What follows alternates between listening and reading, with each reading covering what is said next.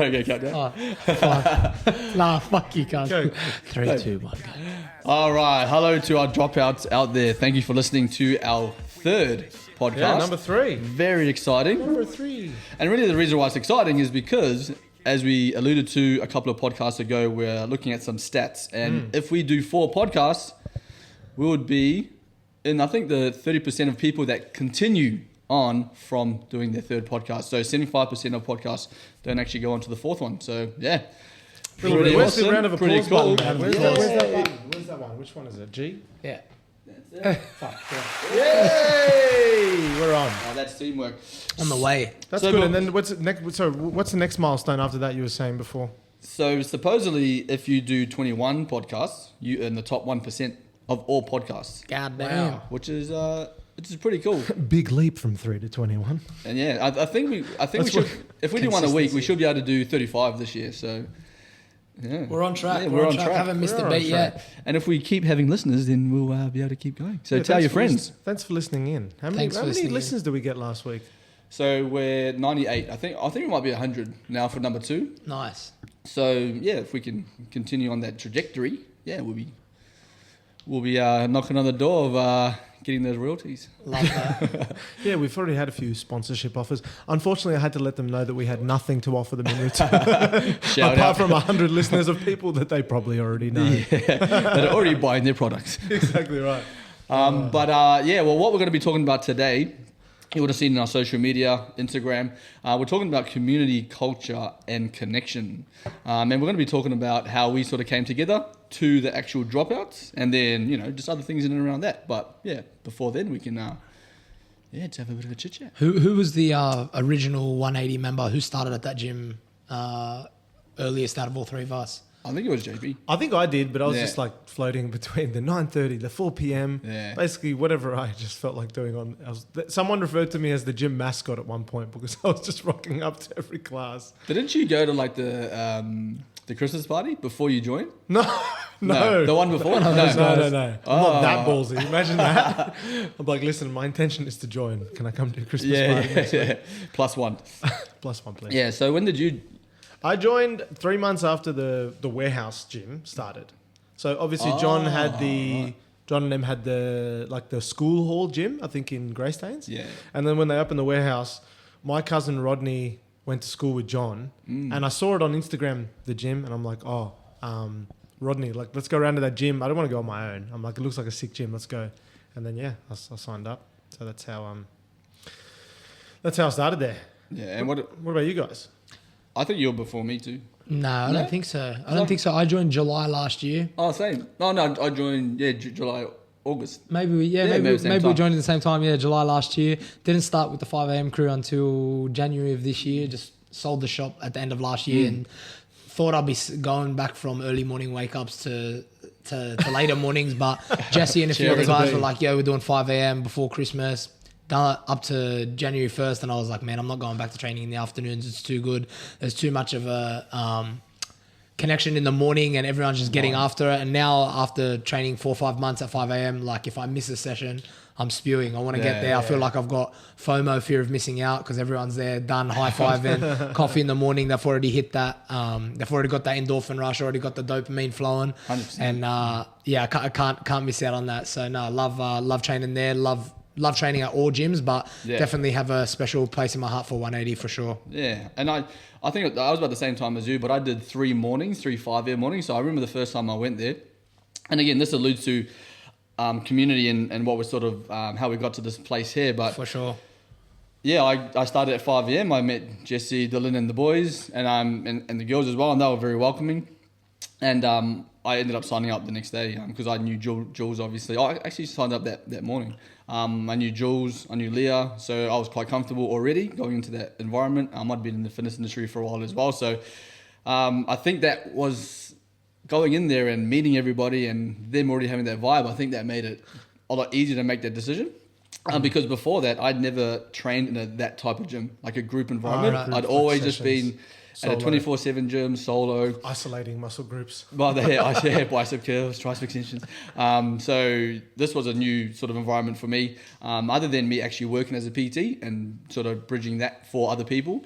But yeah, like I trained at 3 times in the morning at 5 a.m, twice in the afternoon. So I got to meet the afternoon crew as well. 4 p.m. crew as well. You were training with, right? Yeah, they're a big group. They're big group.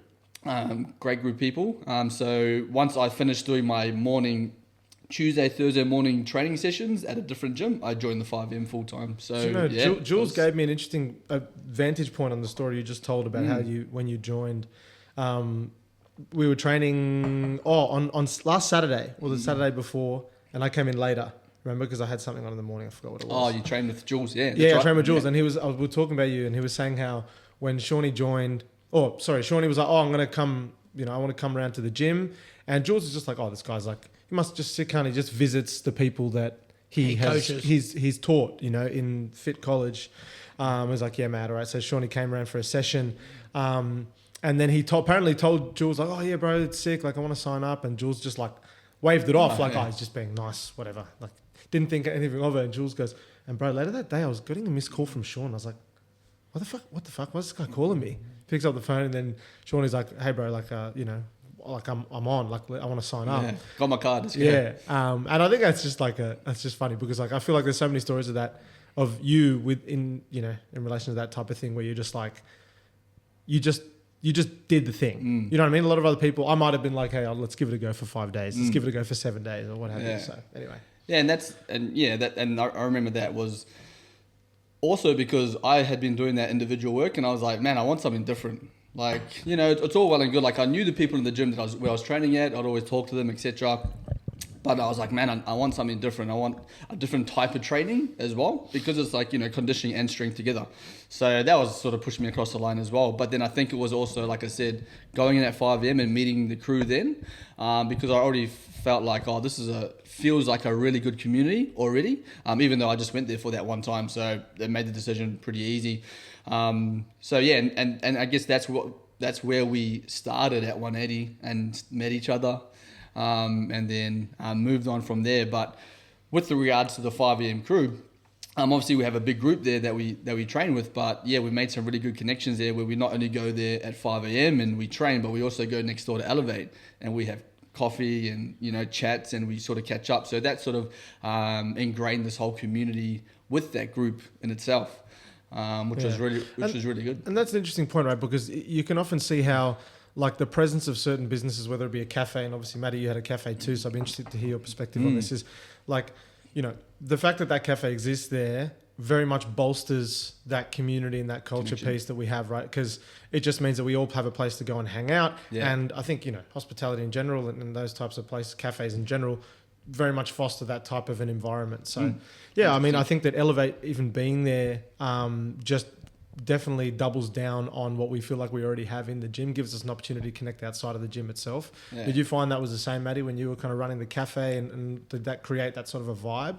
Yeah, definitely. Very similar nature in terms of having a gym right next to the cafe. I think the two go hand in hand, and I think whenever you have a cafe or little espresso bar with health orientated food next to a gym, it's obviously going to foster that community and connection, so people can, I guess, unwind after the session, after they've gotten it in together, and then chat about things that relate to things externally apart from just getting a good workout. And I think that's where probably our friendship and camaraderie has really stemmed from, which is obviously the training is the first thing, ticking that off the list in the morning. But then, speaking about other things outside of the gym definitely has helped. And I experienced that a lot at the cafe. And I think having that community and connection and culture, if you guys are, putting your best foot forward in the morning and doing something difficult in the morning, which is rolling out of bed in the middle of winter and, kicking your ass on the assault bike or, doing some heavy weightlifting.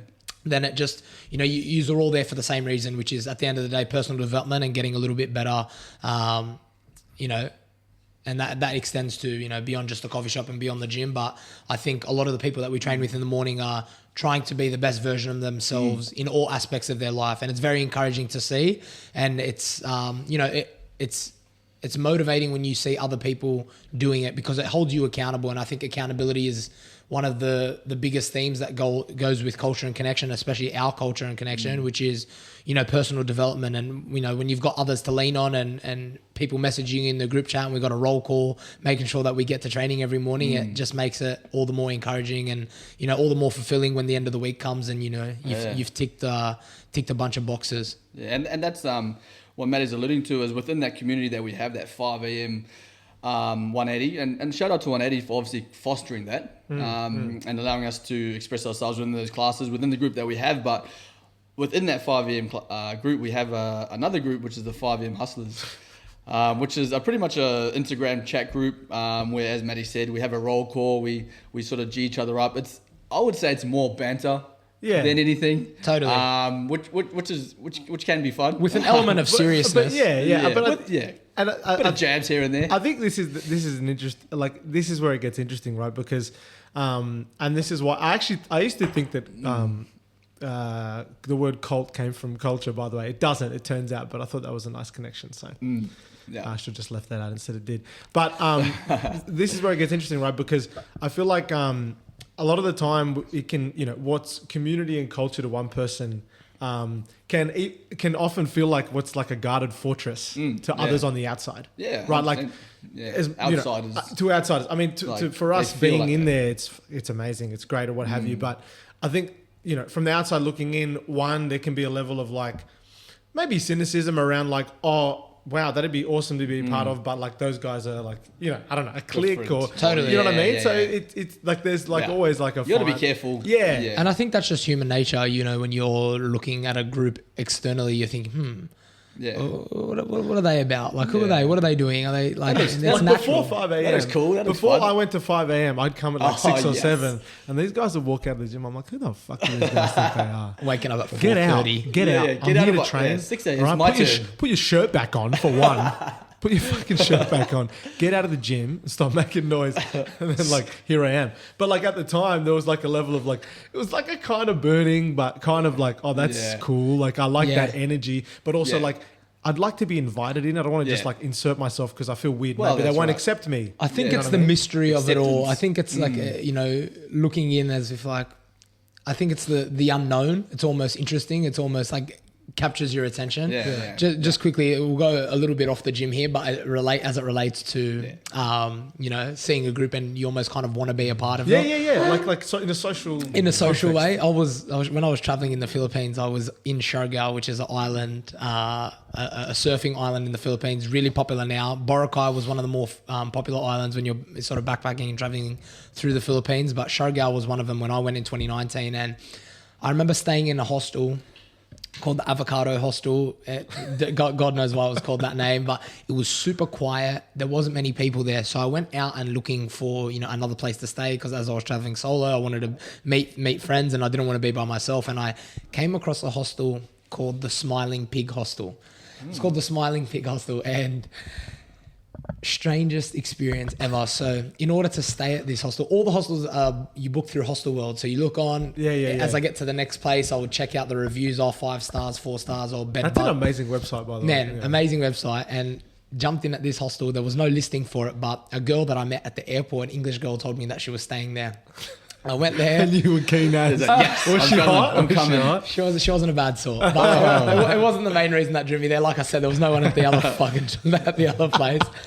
Went there and there was almost like an initiation process to be able to stay at this place. You kind of had to go in, answer a bunch of questions. It was very personal. But from the outside, before I had, you know, stayed at this place, there was so much intrigue about this place because all the members would hang out with each other all day. It was almost like a weird sort of cult. But I ended up staying there. The fit out was terrible. There was fucking bed bugs in the other bed. It was gross, but it was such an experience because everyone that was sort of traveling around this place knew on the island, the Smiling Pig, it's like a if you know, you know type of thing. It was like one of those sort of cool places. But sometimes, you know, it doesn't work in your favor. Those places end up being, you know, not all that it's cracked out to be. But I know with 180, I sort of maybe had that, I guess, perspective or pre-assumed knowledge of what it would be. And then I came there and, you know, silenced all of those thoughts straight away. And I think that's probably to do with our personalities, is like jumping in, you know, head first and worrying about, you know, the effects later. Just go in, try it, and if you don't like it, then you can always take a step back and don't have to follow through with it. But take that risk and be bold. Because when I first started 5am, I didn't know about the group, like because I didn't start the group. Like the group had already been determined, this 5am group, whatever, and I just went and trained and whatever. And I think this is something as well. Like if you want to be a part of a community, you have to show up, right? You can't just sit at the back and be like, oh, I want to be a part of that, and just sort of hide in the background. Like you have to go and you have to at some point in time insert yourself. Not to say that, hey, I want to be in the community, put me in the community. It's more of I want to be involved. I want to talk to these people. I want to show that I can be somebody that can be in this community. But then I got invited into it, and it was cool, like, to be a part of it. And that comes back down to belonging, right? Everybody wants to belong at some point in time. And especially if you're seeing it from afar, and like you guys said, like, you're like, oh man, that's pretty cool. Like, so that's sort of how we connected in 180. Then it was this 5M Hustlers. We sort of connected there, and then we trained together as well, obviously. And then I remember we were talking to JP about doing. I think we're talking to you about doing a podcast. We're like, man, JP, like, man, you got the gift of the gab. You can talk. You should do a podcast. And then you started talking about real estate as well. Like, man, why don't you do a real estate podcast? And we'll just, this was at the cafe. And then Matty was talking about his media stuff and, what he's doing there with his business. And I was talking about sometimes I'll talk about my mindset coaching stuff. And I remember we were sitting at the Elevate and everybody had left. And we were sitting at the table. And we were just talking about, you were talking about some things that you might have wanted to do. You were saying that, Matty, I was saying it. And then we sort of said, oh, hey, boys, why don't we just get together once a month, one Friday a month, and we just talk about business. We set some goals, we'll work on some stuff. And that's what sort of got us, I don't want to say away from the 180 crew, but I mean, in terms of us moving into this sort of trio of this little community. So what happened was a couple of Fridays later, we met up at Misk Cafe there, and we just started our first little mastermind group or little chat group, which is pretty cool. Because for me, I've always wanted to be a part of those types of groups where you just talk about business. It's all ambition, it's all like hustle and grind, and holding each other accountable. So I was pretty keen to be able to get into that. Then we did the second Friday, which is a month later, and then that's when we met up at AJ's, and we had the chat, and then Sean is like, podcast, and I think just as I was saying before, just in passing, I was like, oh yeah, I'll do a podcast, whatever, just not really thinking anything would happen, and then Shawnee went and bought the kit, and off we went, and that's sort of again, look how we came to this little community or this little connection. I mean, we were connected at the gym already, so that was good, but then obviously coming back down to this little trio here is how we sort of came to the podcast. And I mean, just taking you back to, I want to just go back to one of the points you mentioned around what was it, belonging? Were you talking about belonging before? Belonging, and we're obviously talking, and Maddie shared a story about the exclusivity of this particular hostel, what have you, and I think that you made a point about like people being on the outside looking in on a particular group, whether it be a little business group or and often I feel like the fear that people have around the rejection is stronger than the desire to belong. Yeah. Do you know what I mean? Like people look in and go, okay, I would want to be a part of that and I'd like to insert myself in that, but I'm worried that I won't be, accepted into that group. Yeah. You know what I mean? Yeah. And I think that's a big thing for people. Like, I mean, even for example, when I was in year 7 and 8, and some of the guys from school, I think, have been listening to this, so they'll find this funny. Well, not funny, maybe a bit sad. Get the tissue.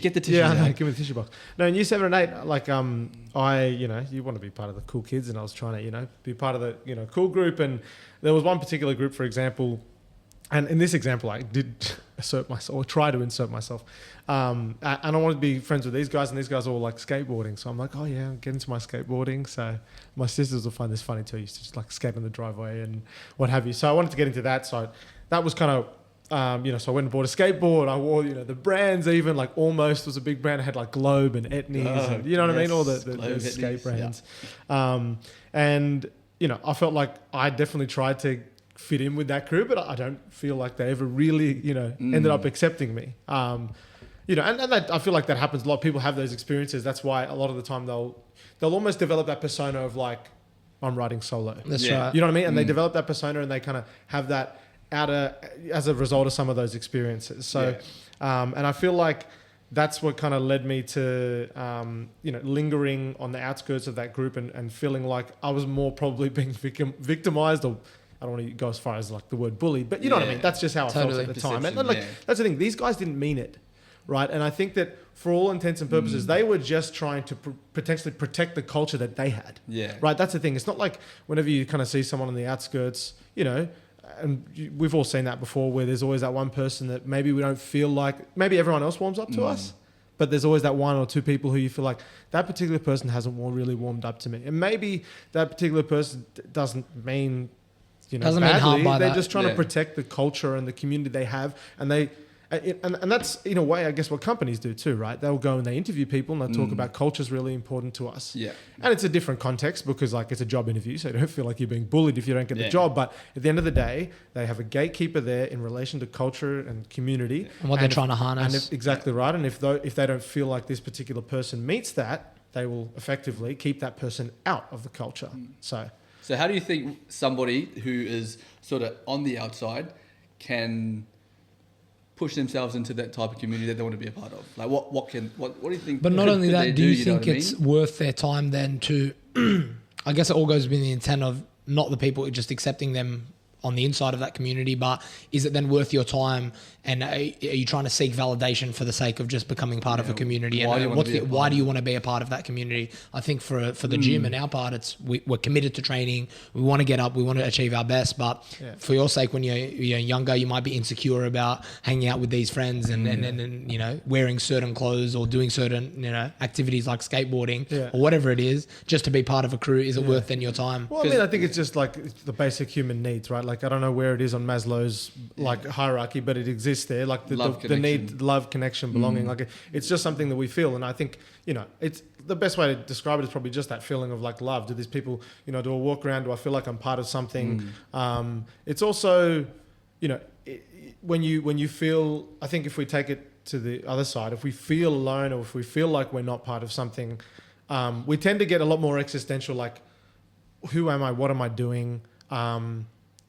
What am I doing with my life? Like, I feel like that, when we get to a point where things aren't going right for us or we're not part of a particular, community or a particular group, that's when we can start to get those like negative thoughts around like, and that's what I feel like is the big thing that people often miss is that people try and blame it on other things like work or what have you. But often if they have that love, culture, community, connection in their life, that's when they just feel like everything's okay. Things are right. Even if, maybe they're making the money that they want to make or driving the car they want to drive or live in the house they want to live in. If they have that culture, community and connection, that is fulfilling, and this manifests itself in so many different ways. We can talk about the gym, we can talk about things like church and religious groups and stuff like that too, I think it goes back to somewhere to call home really at the end of the day. And it's like, where do you call home apart from your actual physical address? And I think it's, you can have that orphan spirit where it's like, do I belong here? Are these people, do they have my best interest at mind? What's the reason that we're hanging out together at its core? Do I share the same beliefs and morals and values that these people share? And I think at the end of the day, if you ask yourself those questions and then say, do I fit into this group, rather than leading with, maybe I can fit into this group and then worrying about your morals and all those things later, I think that should be at the top. Yeah. And then worry about everything else after that. And then going back to your point around like how can people kind of get into that? I think that like it's important we talk about the role of particular individuals that are within those groups, right? Because there's always going to be those people that are going to be, for example, Sean, you're a prime example of someone comes, Oliver will tell me that when, although RIP Oliver, he hasn't come back to the gym for a while. Come back, brother. He talked about how, first thing, you came into the gym, he came into the gym. I wasn't there yet. No one was there that he knew. He kind of walked in like there wasn't anyone really to greet him. I think it was he came a little bit early, but you were in there, you saw him. First thing you do, straight up to him, hey bro, how are you? I'm Sean. So I think that the role of individuals is really important for helping bring people into that community and culture and to help them feel like they belong in that connection. And I think that once that person is able to attach themselves to someone who they feel like cares or gives a shit. Yeah. That then is that kind of catalyst for them being able to join, you know, potentially feel like they could be part of the wider group, because at the end of the day, you are the bridge between that person and the other individuals who you have a relationship with, to bring them into the culture of the community. So. Yeah, and I think that's the thing, like what Maddie was saying about, you know, trying to find groups that align with what you believe and your values. And I think when we're growing up, we're sort of trying to find our values. We're trying to like figure out who we are. So we just try to attach ourselves to whatever group. And sometimes it might be like, oh, that group looks cool or that group looks fun. But they might not necessarily align with who you are at that point in time. So yeah, definitely it's easy within the gym because again, we're all there because we want to train, we want to be better. But sometimes it can be a little bit difficult. Like for me, similar to what you just talked about, JP, when I went to boarding school, I went a term later. So you started late. Yeah, so in year 7, I didn't get accepted into the school. So I went and started hanging out I went to a school called De La Salle. I was there for the first term and, you know, we came from primary school. So coming from primary school, going to this intermediate, you would have different people from all different primary schools. And then, you know, were your mates going to go to the same school as you? So you're going to leave your mates, you're going to go and you're going to see all these new people. So then you're going to start to make these connections, right? And then again, you have these groups like, who's that group? Who's this group? What group am I going to be a part of? So I was there for a month and at the end, there for a term. So at the end of that term, I was starting to really make connections and make friends. And then I got the call that I'd been accepted to the school, which was my first school that my dad had tried to put me in. And then I was like, okay, and he goes, well, this is a really good school. It's really going to help us as a family, etc. Because at that point in time, he was a single father. So I had to make the decision to leave. So when I went to this new school, boarding school, I remember I was brought into the office, the main office, and the principal was there and I was trained to them. And then they had an assembly on and they took me to the assembly and there was all these boys there watching the assembly. There was, I think it was like 300 boys. There was one row of chairs at the back and they said, oh, go sit on those chairs at the back. Had like long hair, like scruffy. I was in my, in my mufti, we used to call it. And I was like, oh shit. Like, I guess I was a little bit afraid. I was like a bit scared. Like all these boys have had this whole term to connect and make friends and etc. So I walked there, I sat down and all the boys like turned back and I looked at me. Who's this guy? Who the fuck and is this? And I was like, who's this scruffy dude? And I was just like, man, I felt like, oh, this is weird. And then my dad left. Oh, that would have sucked. So I turned off. My dad had to leave because I was obviously staying because we were boarding school. So now I had to like try and make these new connections where all these other boys had already made these connections. Yeah. And I remember in the boarding house that I was in, going into a boarding house as well. Obviously, it's less boys than obviously the whole school. And we had pool tables and table tennis tables. And I remember one time I was standing at the pool table. And you know how I am now. I go say hello to everybody. But at that particular time, I was just like, what am I doing here? I now don't get to see my sister, my dad on a regular basis. I won't see my friends that I've made connections with. Also my friends from primary school. And then I sat at the pool table and one of the boys, I was looking at him because he was talking and he goes to me, what the fuck are you looking at? And I was like, oh, nothing. And he started arcing up at me. Damn. Like arcing up at me and I was like, nothing. And I walked outside and I started tearing up because that was the first week that I was there. First week that I'd slept there the night. Fuck, man. First week. That's heavy. That's heavy. And I was tearing up and he came outside and I was like, oh, bro, like, sorry, like, I was just joking. Like, I didn't mean it. Yeah. Oh, wow. He came out and apologized. Yeah. Like that turn. Yeah. Bro, because when I was at primary school, I was a bit of a rough and tumble kid. Like, we used to fight quite a bit. Yeah. But I think the emotion of being there, like, by myself, like, it got going into that. So, and then he apologized and we ended up being great mates. Like from then on, and I think from him apologizing and sort of taking me under my wing, he sort of brought me into like the rest of the boys and stuff like that. And even talking about that connection, that first night that I was at boarding school, because I felt like isolated because the boys were playing table tennis together. They were like, and I was just sort of just like, oh, what's going on? Again, in my back of my mind, I'm at boarding school now. Like I'm separated from my sister, who I was very close with, my parents, etc. I went up to my dorm, went into my room and sort of laid in bed. And this was before it was lights out, so no one was in bed. And I started crying, and I was like, "Fuck, what's going on? What am I doing here, What is man?" this? But obviously that was that one point, that was the second point that happened, and then from then on everything was fine, obviously. But again, it was that whole, like on a big scale for me at that time, at that age, it was year 7. It was pretty. I think it's the fear of the unknown. And the interesting point you're talking about school, man. I remember, like, what about school? I'm sure you would agree. You're in the schoolyard. It's funny how like kids just tend to cluster in groups, and it's always and for whatever reason, generally it's in ethnicity groups. You've got the Asian group, you got the Lebos hanging out together, you got the Filipinos hanging out together, the freshies, you know, all the freshies, all the groups clustering together, and for which is fair, like which is fair, 100%. But I guess that goes back to culture and like who you reside with and your crew. And I think as you get a little bit older and you, I guess, come into contact with groups that maybe you weren't exposed to before, then you have that ability to, I guess, you know, break down, you know, generational barriers or cultural barriers and extend to other groups. But in school... But there were also like, there was always those, you know, kids who were, they like not were loners, but they had that,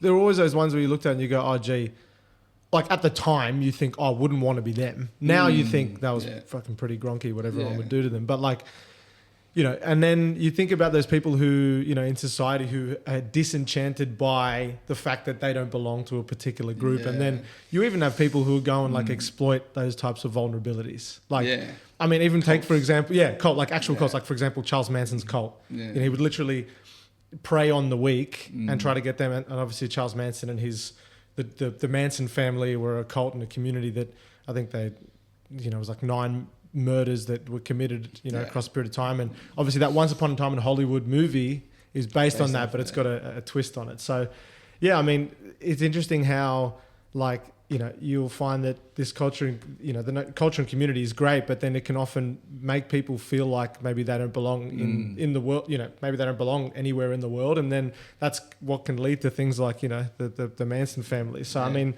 and that's, I think, what the dangers can be of like unchecked kind of groupthink and obviously you know those individuals who maybe are feeling, you know, somewhat disenchanted. Isolated. So, but I think it's also like within that community, like you talked about, Oliver. Like I think some people within that community have a responsibility to reach out to those people. Like again, like when I go into 180, I say hello to everybody. Like you probably see me high-fiving everybody. Even on a Saturday when we get to see everybody else, like I just go around to everybody and say hello, high five, whatever.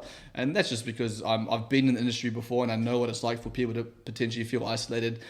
You know, coming into a gym where, you know, they're scared, you know, their whole mindset is, oh, there's just going to be these fit people and, you know, I'm not going to be able to belong, etc. So I think that, you know, you as somebody within the community does have a responsibility when you have people floating around to go and, you know, introduce yourself at least to make sure they feel welcome.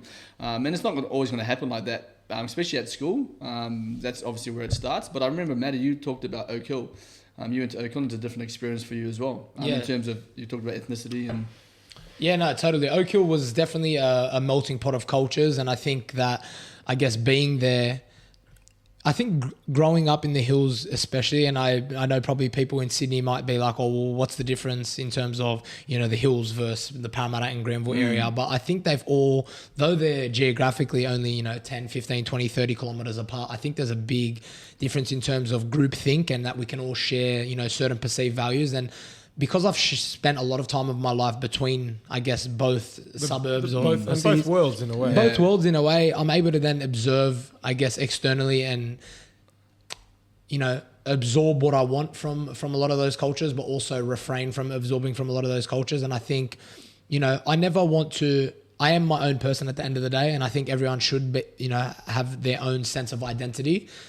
Naturally, we're going to get our identity from our culture, but I think to, I guess, you know, relinquish yourself to a whole collective of identities or principles or thoughts from a one particular group, then I think that can be a catalyst for your downfall, is if you just absorb it, and then it eradicates the need to think critically and to form your own opinion if you're just around a culture of thinking. But no, Oak Hill, man, there was a great sense of community there. As you said, you went to a De La Salle school. We were a De La Salle school as well at Oak Hill. But yeah, definitely a melting pot of cultures. And I think, yeah, man, in terms of Arabs and Lebos at that school, there wasn't many of them. So I did feel like an outsider in a sense as well. But But yeah, man, a great school. But I think there was definitely a sense of, for me, I felt a little bit on the outside, especially when I first got to that school. Interesting one. Yeah. What about you, JP? What school did you go to? I went to Trinity Grammar in Ashfield, Summerhill. So, I mean, interesting because I grew up my whole life around here, but I went to, private boys' school in the inner west, and I always felt like, for me, I was definitely between kind of both worlds, where I had, I don't know, I was from the area around here, and I didn't necessarily feel like I was one of the people from here because like everyone else knew everyone from around here. I didn't really know many people. Like I hung around a lot with so much with my cousins and my family.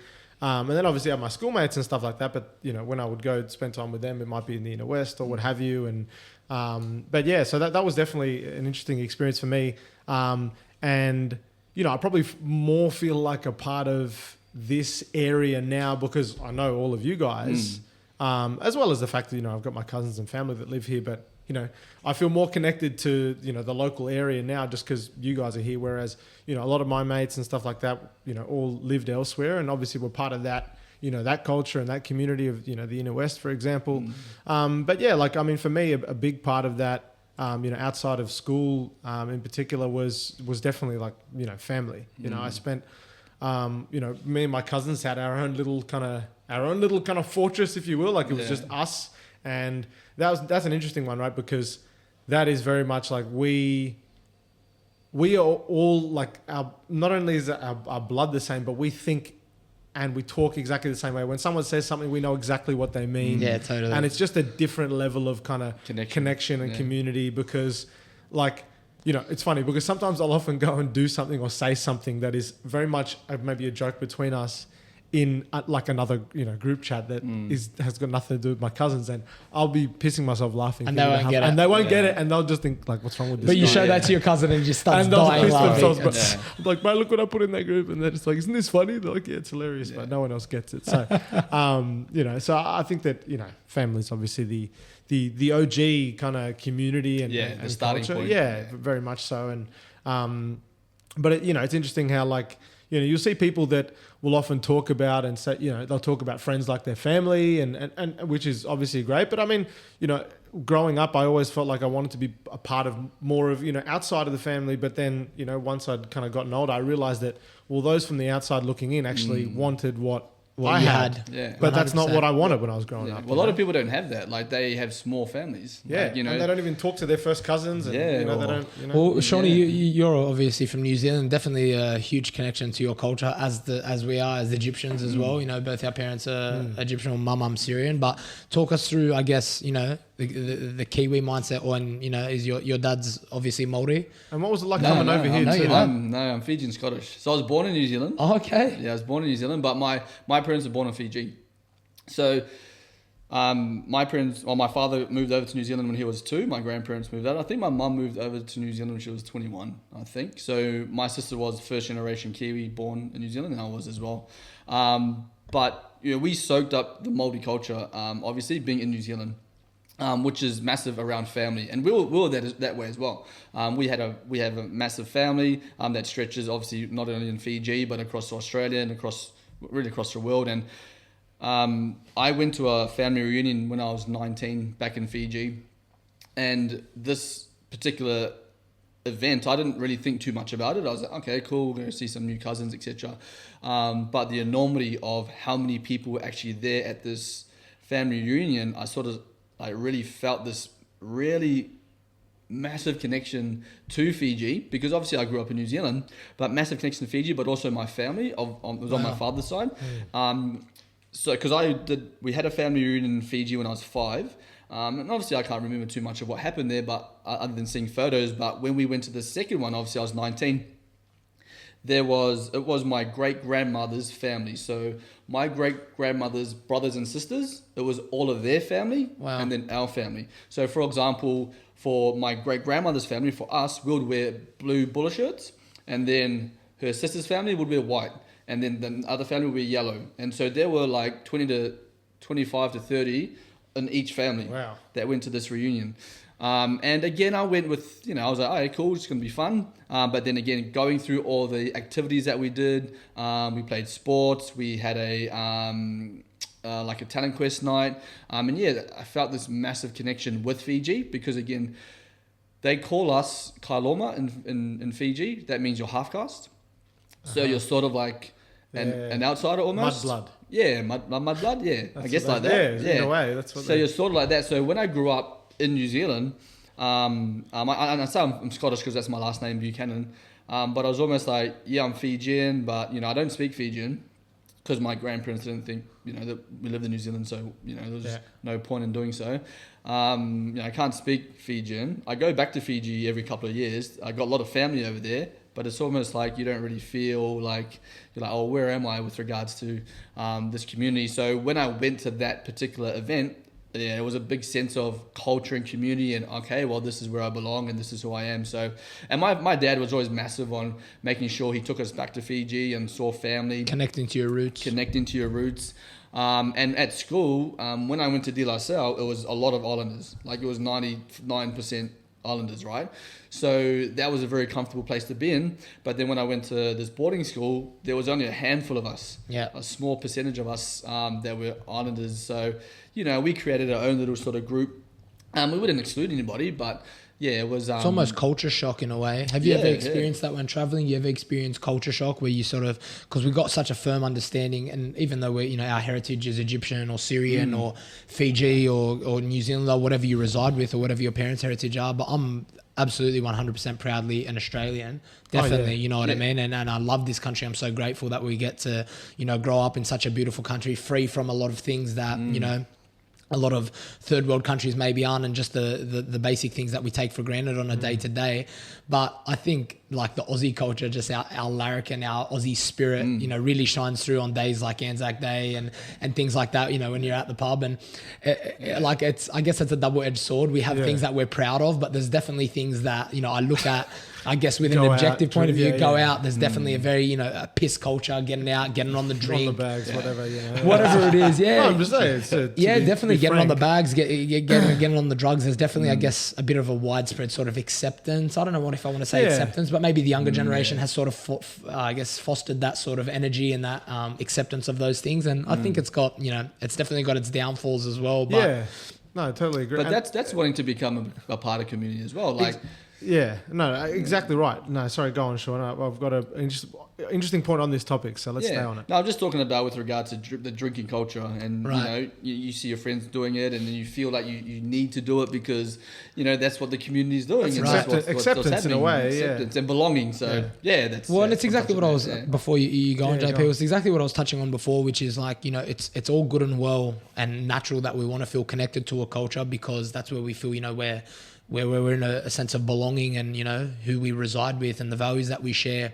But then to blindly accept to all of those cultural norms and to all of those cultural values, even though they may go against, your beliefs, your own beliefs, then that's where we start to go down a bit of a fork in the road where it's like, I'm going to commit wholeheartedly to that culture or I'm just going to, do what's right. Do what's right and do what's right for you. Yeah, that's it. And I think on that point, right, like, especially being someone that's inside that, like for example, when I started working at LinkedIn, I was 23 years old, right? And of course, there was like we had free drinks on a Friday. Like it was like living on a university campus when it comes to like culture and community, right? Like I think I said to you guys before, we had breakfast, we had lunch every day. Every Thursday they'd have a restaurant come and cater lunch. It's so good. And like showcase their food. Yeah. We had a gym in the office. So it was like literally living in a commune almost. You know what I mean? Like everything's shared. You got food, you got, fun. Everyone goes out together, what have you.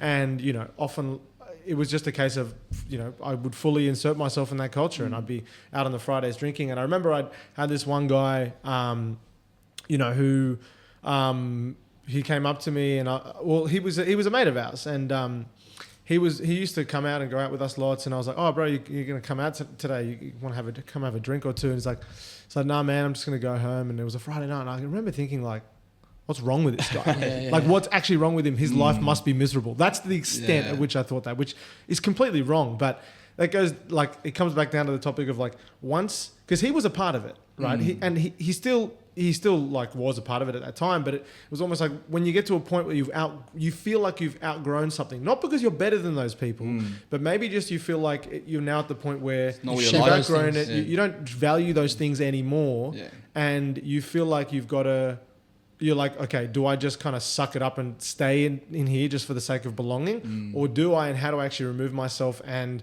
I think that's often a really tough thing to do, because the second you start to remove yourself, you start noticing things like, oh, I'm not getting invited to things as much anymore. Right. Yeah. I'm not hearing from these people as much. These people talk about, you can tell they talk about me like I've changed. Yeah. But really, I feel like I've grown. Like, I just value different things right now. And I feel like everyone goes through that, where you feel like, you're ingrained in a certain group or in a particular community or a particular culture, and you just feel like, some people maybe feel like they can't escape it because they want to feel like they belong. They don't want to have no friends anymore. Yeah. But they feel like if they try and exit, they might feel like they get iced out completely. Yeah. I think it's one of those tough decisions and conversations you have to have with yourself. And, it can be a difficult thing to accept and to come to terms with. But like you said, it's only natural as you grow and you evolve and your values change over time. Your group's going to evolve naturally with you. So I think to go through that small period, post, of pain of coming out of a group to truly find who you are. And, a lot of people are on this journey, and it's this journey of life where you're constantly re-evolving the groups that you spend your time with, constantly re-evolving yourself. And you often end up transitioning, right? Like, let's just say you exit, a group that maybe has some bad habits, and you find yourself, you find yourself attaching yourself to a group of people, maybe like the gym, maybe like a church or a youth group. Yeah. And all of a sudden you transition, and that kind of, you have that shift of belonging into somewhere else, which is what can really help with that transition. Because you go, oh, okay, I'm not alone. There are people that value the things that I now value and that have changed and gone on that journey just like me.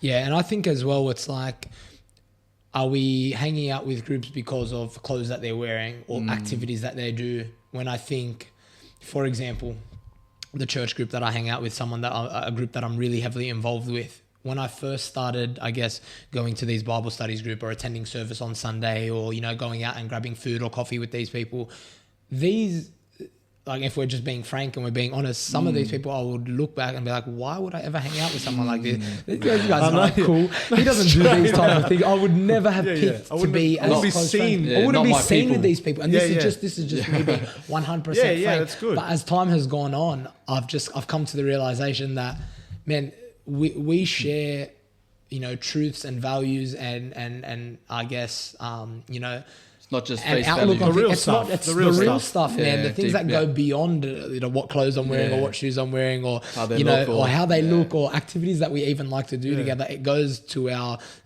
rocks me to my very core, and it's a humbling experience, but I think it's so necessary for growth.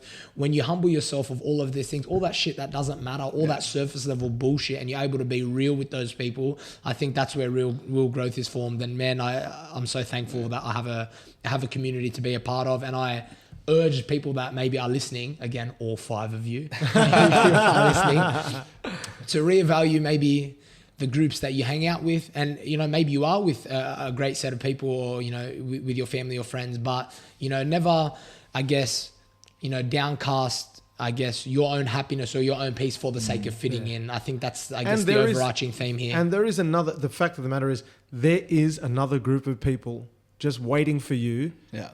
Waiting for you, and they'll welcome you with open arms, whoever they may be. Like, it doesn't have to be, a gym, or it doesn't have to be a youth group, but at the end of the day, you're not, there's someone else out. This is what I tell myself when something's like bad. I always say, I'm not the only person that's ever experienced this. Yeah. This happened a million times before, totally. And this too shall pass. And right? you got to make sure that you find groups. And you can create your own group. I mean, but when you do leave one group or want to leave one group, make sure there's that other group that you can sort of slide yourself into, and where you can actually be yourself. Yeah. Where you can actively go into the community and not feel like you're hiding yourself, or you're trying to be another person. Someone that you're not. Yeah. So, and again, that comes back down to the community that you're trying to be a part of and how that dynamic is. But if you go into a community that, you are feeling like you're shutting yourself down, or you're sort of hiding in the background, even though you are a part of it, okay, was that the right community for you? Maybe they're not your people. Yeah, and that's okay. Like, if it's okay to jump from communities to find the right one for you. And it's interesting. Sorry to cut you off. No, I'll go on. No, No, it's interesting when you get. I guess you stick out. When I was in Japan, I stuck out like fucking dog's balls. Why? Because you're Arab. Literally why? It was so funny, but like there's just a few stories in Japan. I think culture shock. Do people take photos with you? Man, it was so. Literally, Because they probably did. Big Lebanese man. Oh, you have beard. Oh.